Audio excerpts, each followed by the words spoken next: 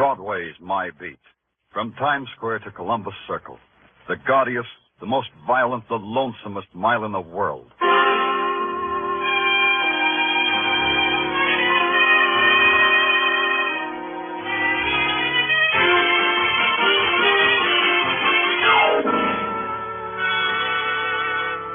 Broadway's My Beat, with Larry Thor as Detective Danny Clover.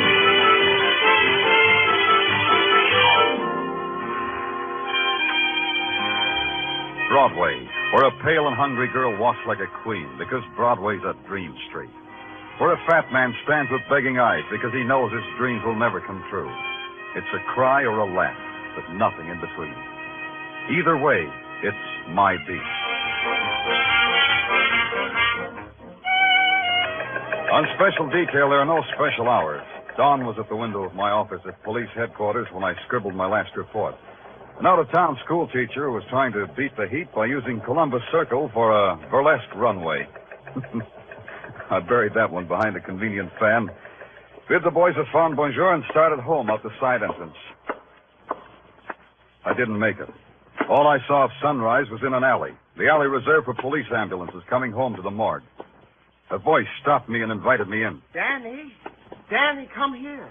The man who stood silhouetted in the slice of light was a man who called himself Capek, a freelance photographer who hung around headquarters. You never knew he was there, but he always was. The quality of dawn, Danny. Who can hold it? Who can imprison it? It is the eternal enigma for a photographer. Why don't you go home then, Capek? What keeps you here? That ambulance, perhaps. Huh? You see, creative men like me have a devotion. It is always the same. Perfection. Everything neat and perfection. Oh, so that's what it is. Watch that stretcher, Joe. Yeah, okay. Hiya, Danny. All right, what do you got, boys? Suicide. Guy jumped in front of an 8th Avenue subway. I didn't know anything about it. Well, not your department, Danny. See you later. See what I mean, Danny? Neat and perfection. The man they're bringing in, for instance. What's neat about him? That was Jimmy Dorn, a Cinderella man who only the other day won $17,000 on the Irish sweepstakes. What? You must have read about him, how no newspaper, no newsreel could get a picture of him. Yeah, I remember. He was shy. I liked him for that. But I have a picture of him. Oh? Dead or alive? Alive, of course. Dead is for any hack with a brownie. Got it with you? Mind if I see it? No harm. I've already sold it to the news. Here, look at it, Danny. Note the delicate play of light and shadow, the exquisite... This guy looks happy. I never seen anybody look that happy. Because Capek took it at the moment of Jimmy Dorn's greatest joy, the supreme ecstasy of winning $17,000. Yeah, to each his own. How did you get it when no one else could? The famous Capek tact. It cost me $50 to arrange it. But the news paid me twice that. That much, huh? When Mr. Dorn committed suicide, it raised the price. You see, in the newspaper game, one must know. Excuse me, Capek.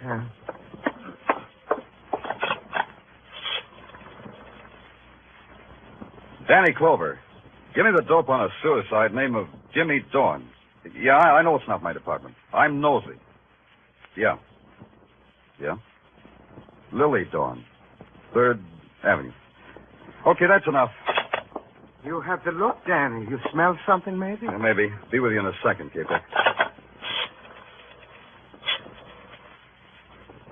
Hello, Benny. Danny Clover. That Jimmy Dorn suicide.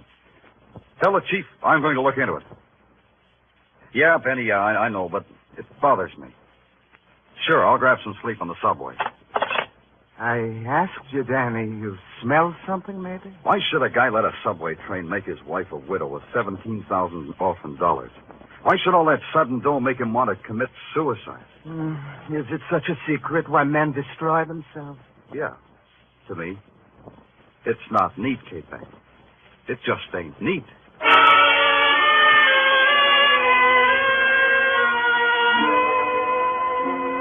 3rd Avenue is a tenement 5 stories high and miles long. At 9 o'clock in the morning, it was going full blast. The elevated, housewives hunched in open windows, kids flipping pennies against the wall, and every 7 minutes it screamed.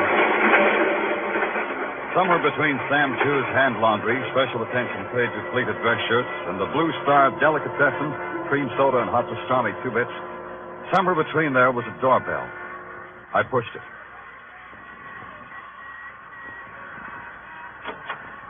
Yeah? What do you want? My name's Danny Clover. I want to see Mrs. Dorn. Suddenly, everybody wants to see Mrs. Dorn. Suddenly, I'm a popular lady. Suddenly, I'm from the police, Mrs. Dorn. You guys don't quit, do you? All right. Come on in. You want to know how it is to win $17,000? Is that what you want to know? Look, Mrs. Dorn, I'm sorry about your husband. Oh, sure. You can feel any way you like. Tell me about your husband. Jimmy? Yeah. I'll tell you about him. Jimmy didn't like people. He got afraid of them once, and he never got over it. Why? You know, I don't know. He was always running, and I ran with him. I was his wife, Mr. Clover. I didn't need to know any more than that. But maybe you understood why he refused to see any reporters when he won all that money. Listen, my husband was a frightened little man who won a sweepstakes. They bought him an obituary. That doesn't tell me much. This room tells me more. This rat hole. This room says that, doesn't it? Rat hole. I didn't say that, Mrs. Dorn. I'm talking about that circus poster on the wall. Patsy Mack presents the 3 whirling tornadoes. Was your husband a whirling tornado? You can go now, policeman. You said your questions. Now go. Brody, please. Why didn't you stay in that room? They can't do anything with us now. Come right on in, mister. Who are you? I'm a clever boy. I don't win sweepstakes, but I stay alive. Yeah, real clever. Now, what about this circus poster? It covers the cracks in the plaster. 3 whirling tornadoes. 3 men riding motorcycles in a barrel. Mrs. Dorn, for a frightened man, your husband made a dangerous dollar. Look, I told you all I know. Maybe you ought to get out of here. Why should a poster come between us, Mrs. Dorn? We were getting along fine. You heard the lady, copper. She's saying she's finished talking. That's right, Mrs. Dorn? Yeah. What did you say? I said that's right.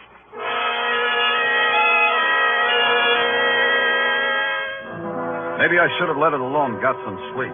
But it kept eating at me. When I found out Jimmy Dorn rode a motorcycle in a barrel, everybody got unhappy. I don't like it when it gets unhappy. So I took a walk and found myself on Broadway in front of a tired building that has a lot of names. You take your choice. You walk up 4 flights and you get 4 offers. You're perfect for a fairy tale ballet that's opening in Europe. You make a stunning cover in a muscle magazine. Can you play first trumpet with a Bop Hawaiian outfit? If you got a song that's trying to be published, all at a slight fee, of course. And on the 5th floor, you find what you were looking for. The office of Patsy Mack, promoter, entrepreneur, and a dollar guy. Well, it isn't Danny Clover. Hi, Patsy. You still pounding the stem, Danny? Aren't you ever going to be promoted? Promotion means a desk job away from Broadway. Who wants that? Yeah, I know what you mean. Can I give you something? Grape juice would be keen. I've got 3 fingers left of a bottle given me by a bearded lady who was enamored of my social standing. It'll bring a smile to your lips. You drink it, Patsy, and thank her from me, Patsy. Send her a dozen blue roses, or is it red roses for a bearded lady? Yeah, I'll do that. She'll appreciate it. She loves delicate things. Don't they all? Patsy, tell me a story. Okay. Now let me see. Oh, have you heard the one Yeah, about... tell me the one about the 3 whirling tornadoes. The 3 tornadoes? What fond corner of your memory clutched onto them? Tell me about them. Well, I don't remember much about them, Danny. They've been out of the business a long time. The 3 tornadoes, huh? Well, there were 3 of them. Thanks. There was no one else connected with them. Oh, no. The tornadoes ran their own carny. Toured the villages and the metropolises. Patsy, you got a reputation for remembering every act that ever played a circus or carnival. What were their names? Oh, you put me on my metal, boy. Now, let me see. There was Jimmy Dorn. Dorn. Yeah, I think. Oh, say, could he be the one who ended up under a subway this morning? I'll look into it. Who were the others, Patsy? Well, there was a fellow named, let me see now, a Russian kind of a name, Danilov. Yeah, that's it, Joe Danilov. Joe Danilov. And the 3rd? Oh, now you're pressing me, boy. The 3rd was a man named, let me see, Brady? No. That wasn't it. Could it have been Brody? Brody, that's it. Well, how'd you know, Danny? Brody, it's a short jump. I'll try real hard. You're sure there was no one else connected with the act? Well, now come to think of it, there was another guy. Yeah? He backed the show, I think. Oh, his name doesn't register, Danny. This guy whose name doesn't register. Was it you? Oh, are you kidding? I had nothing to do with the tornado. Well, Hanksy, thanks a lot. You're a gentleman and a scholar, Patsy. And a liar. I left Patsy there waving his jaw at nothing, which was about what I had. Nothing. An ex-carnival performer wins $17,000 and dies under the wheels of a subway train. They say he jumped. Why should he do a fatal thing like that? Why should Patsy lie to me? A one-sheet poster said, Patsy Mack presents the 3 whirling tornadoes. And Patsy had just told me he had nothing to do with the tornadoes. Well, there's another guy I know, in another place I know. His name's Pop, and he takes care of the file room of a magazine. Magazine that tells a lot about people, especially the people are show people. The file room was deserted except for Pop. What you doing down here, Danny? Wrangling, Pop. Oh, you don't have to hide that comic book from me. My wife packs it with my lunch, Danny. Now, you take this one. Yeah. Sandra, the Jungle Queen. Ain't she a honey? Makes a man with me. Yeah, she's keen. What are you holding on a guy named Joe Danilov, Pop? Take a second to find out. How was that name again? Danilov, Pop. D for doll, A for avenue, N for... Avenue N? Yeah, avenue N, Pop. Yeah, got it. Only, you didn't spell it right, Danny. You didn't let me finish. Didn't need to. Here's the file on Joe Danilov, all right. Only it's D for dead. Let me see that. Joe Danilov, ex-carnival performer, a member of the 3 tornadoes, was found dead today at the bottom of an elevator shaft. Danilov left no survivors, his wife having died a year ago. Hey, how about this? How about what? Listen, a week before his death, Danilov came out of obscurity to win a cross-country motorcycle race with a purse of $1,000. So he made funeral expenses. That's hot news, huh? Last night, another man, a man named Jimmy Dorn, came out of obscurity to win a lot of money. He died, too. 2 whirling tornadoes all played out, one after another. You know something, Danny? What? I don't know what you're talking about. Oh, sorry, Pop. I was playing with a jigsaw puzzle. Well, you sit right down there and do just that. I'm going upstairs for some coffee. You want some? Coffee, Daddy. Want some? Yeah, your coffee. Be nice, Pop. I'll just be a few minutes. Don't let anybody kidnap Sandra, the Jungle. Yeah. 2 whirling tornadoes. The third one named Brody. Maybe you'll blow away, too. Brody and the bitter widow Dorn, and Patsy Mack, the sweet guy who told lies. That's you, Pop? Oh.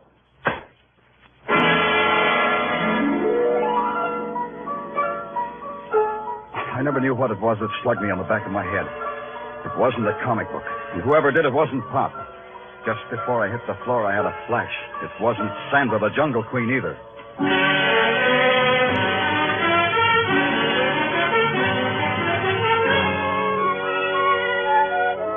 You are listening to Broadway's My Beat with Larry Thor as Detective Danny Clover.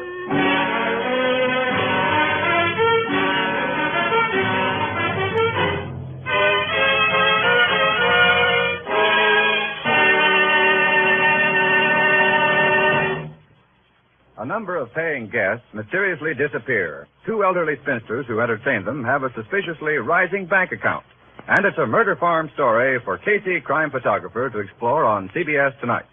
Also on CBS Tonight, you'll hear the network's famous series, Escape, in place of Suspense, while Suspense is on summer leave of absence. Tonight's opener on Escape will be John Russell's famous story, The Fourth Man, a tale of a Pacific Islander adrift on a raft with 3 murderous companions. Be sure to hear Murder Farm on Crime Photographer and The Fourth Man on Escape tonight. They come to you on most of these same CBS stations. And now back to Broadway's My Beat.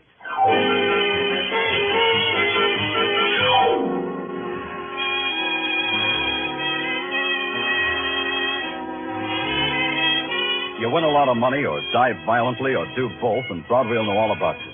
You get your name and your picture in the morning editions. Then Broadway won't care anymore. But I care. Maybe it's because I've got a cop's curious mind, but it bothered me why Jimmy Dorn died. So I made it my personal business. And so far, business was rotten.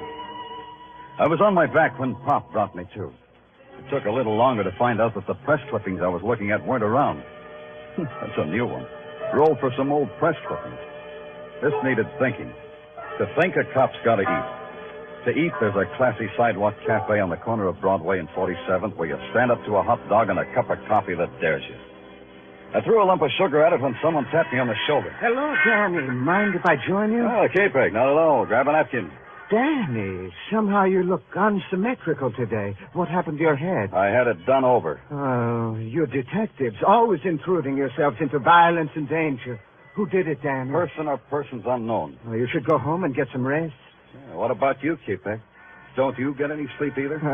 I am a vain man, Danny. I've been waiting for the noon edition of the news to come out. It has the picture I took of Jimmy Dorn. Look at it, Danny. Yeah. Is it not a magnificent reproduction? Yeah, it's quite a picture. How'd you catch the expression? For an artist like me, it is a matter of precise timing. But somehow, I feel the caption beneath this picture is not right. What do you mean? I feel the caption should not read suicide. It should read murder. Oh? Makes you say that? I have captured death in my pictures for a long time, Danny. This is the face of a man whom death was about to touch with murder, not with suicide. You talk prettier, but you think like a cop. The elements for murder are three, Danny. A widow with $17,000, perhaps a boyfriend, and... Wait a minute, Danny. Where are you going? You haven't touched your... I'm going to make a call. So you can't eat first? Who calls on a rich widow with onions in his breath?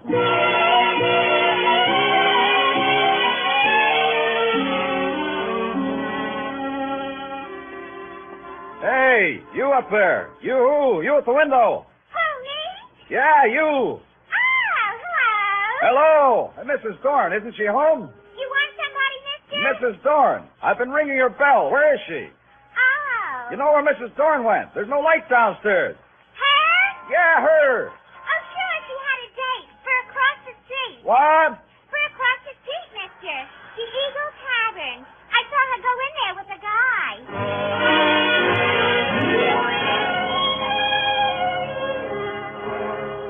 The Eagle Tavern took up 40 front feet of sidewalk, and its insides were designed to take up thousands of man-hours of loneliness.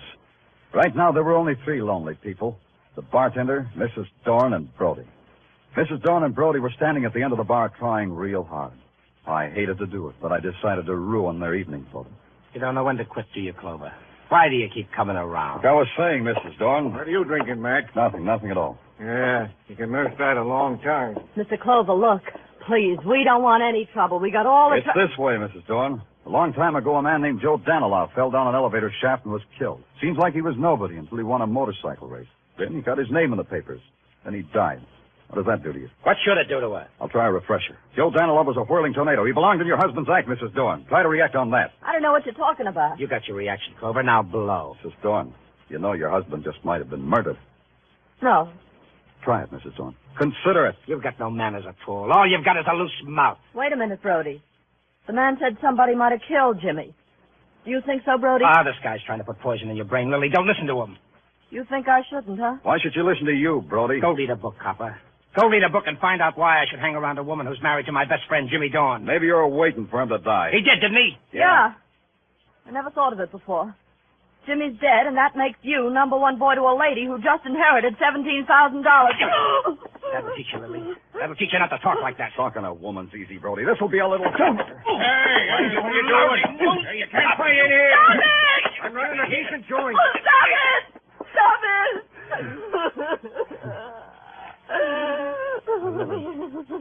Lily, I'm sorry. Don't cry, Lily. Please don't. Talk to him, Brody. Tell him what he wants to know. Tell him what you never told me. What happened back there 10 years ago? Why were you and Jimmy always fighting? Tell him, Brody. Tell him. Take off, copper. You've done your bit. Take off and feel filthy about the whole thing. Sure, only you fascinate me, Brody. If you didn't shove Jimmy Dorn in front of a subway train, what keeps you alive? First Joe Danilov, then Jimmy. There's hardly a breeze left of the three whirling tornadoes. What's keeping you alive, Brody?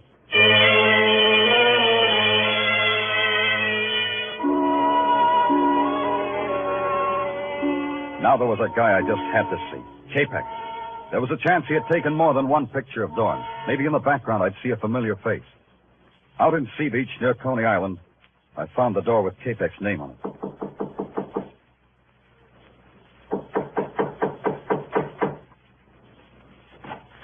Oh, it's you, Danny. Come in. I didn't want to disturb you, K-Pax, but I just Wondered if you took any more pictures of Dorn besides the one that ran in the news. Oh, I am not like other photographers, Danny, who take dozens of pictures to get one good one.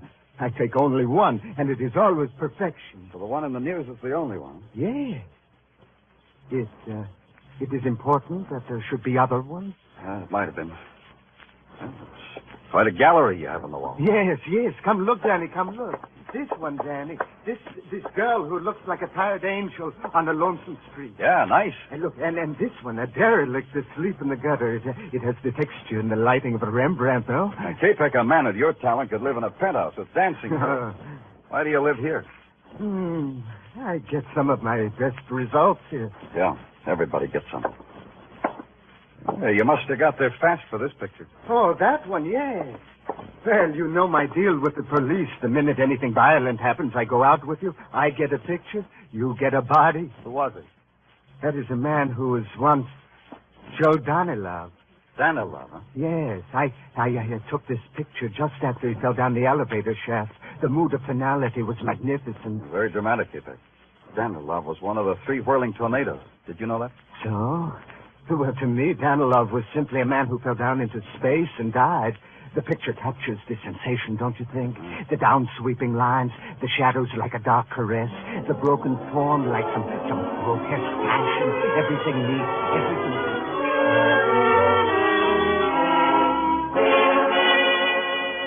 I don't think Capek even saw me open the door and leave. It's a long subway ride and a transfer back to Broadway. Coming up from an underground of naked concrete into the blare of 49th Street, well, there's a magic to it. I didn't have time to enjoy it. I had a job to do and a chance to take. And the chance paid off. Patsy Mack was in his office working late. Okay, Danny, so I lied to you about my connection with the tornadoes. And why not? First Joe Danilov, then Jimmy Dorn. Next, maybe me. Why should I take a chance? They were accidents, the people say. Oh, not just accidents. Danny, not that kind. Tell me, Patsy, why do you think you'll be next? I don't know. This looks like everybody connected with the tornadoes is written down in a little black book. Tell me more, Patsy. This time I'm leveling, Danny. Once I managed the tornadoes, but I dropped them like they were a basket of snakes. Why? What did they do? Remember, I told you there was another guy, their backer? Yeah. Well, he got sick. He went to a sanitarium. While he was there, the tornadoes robbed him of everything he ever had. All 3 of them did that? Huh? Yes. Danilov, Brody, and Jimmy Dorn. Danilov and Dorn are gone. That leaves only Brody, plus the widow Dorn and $17,000. Were you ever in a sanitarium, Patsy? No. But they might put me away for slugging a cop. Oh, what do you want me to do, Danny? Cross my heart and hope to die? Nothing easier than that. Use your phone for me. Anything for a friend, Danny. But you are my friend, aren't you, Danny? Call Billboard for me. Oh, what? Personal ad, Patsy. A personal ad on the front page where a guy in the show business will be sure to see it. You phrase it. Phrase what? Just this. Anyone connected with the act, the whirling tornadoes, meet at the entrance to Crescent Midway on Coney Island tomorrow night at 11. Have information to wind up affairs of the tornadoes. Phone that in, Patsy. Because you say so, friend? Because the police say so. And Patsy. Yeah? Sign your name to it.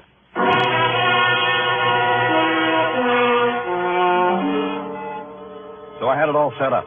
This case had murder in it, and I was pretty sure I knew who the murderer was. It was a matter of supplying a pigeon.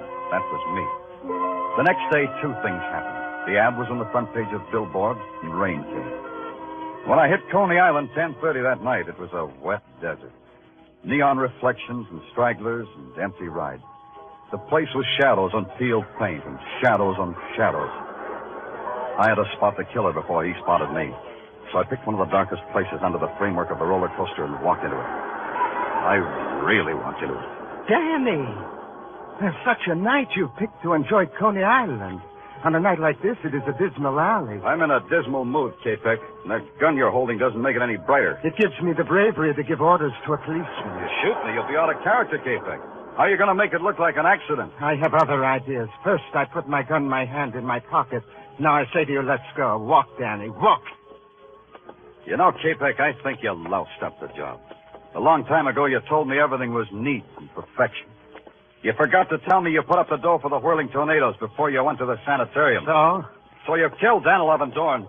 But Brody gets away, huh? Brody in time, policeman. But first, you and I take a ride on a roller coaster. Yeah. wondering how you'd manage it. Neat and perfection, Danny. Now get on. I'll pay for the tickets when the ride is over. In here, Danny. You get in the first car. I'll sit in the car behind you. How are you going to work this, K-Peg? You going to slug me and heave me over? Like I said, you can't shoot me. Then it wouldn't look like an In accident. a few seconds, when we get to the top, you will see. And now keep your hands to your sides, Danny. That's better. Going to get a picture of this one, too, K-Peg? When we get to the top, you will see. The top was 2 seconds away. Now, Danny, stand up. Stand up. I stood up. Out of the corner of my eye, I saw him rise, See too. how I Take the make gun it out of look his like pocket, an its accident, barrel in Danny? his fist. His arm came up in a wide arc, and that was the break I was waiting for. His body arched forward to strike. I twisted, grabbed his hand and elbow, and threw. Let go of me, Danny.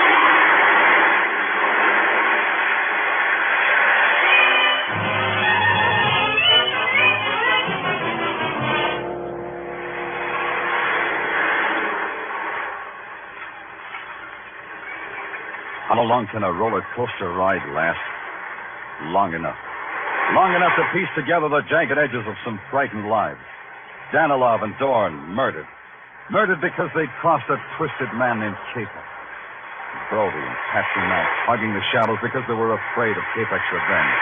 And Lily Dorn with a handful of dust and dollars. You pay for the ride here, mister. Hey, you didn't take that ride all by yourself. Yeah.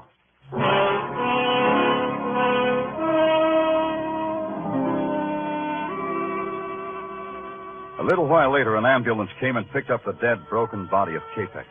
They took a picture of him, too. I caught a ride back to Broadway in a prowl car.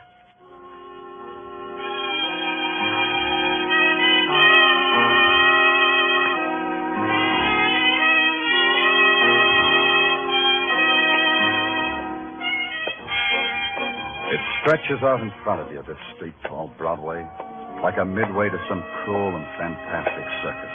And you're the performer. You can walk the high wire or play it safe in a cage. Me, I guess my dodge is the wire. The gaudiest, the most violent, the lonesomest mile in the world. Broadway, my beat.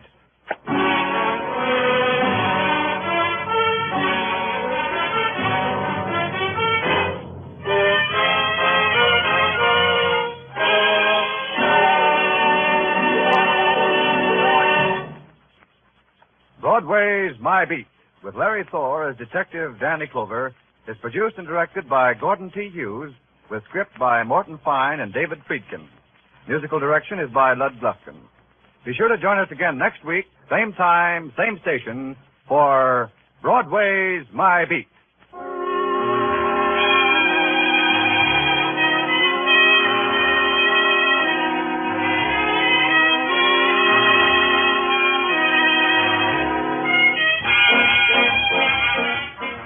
In just a few minutes on most of these same CBS stations, you'll be hearing the familiar strains of Someday I'll Find You.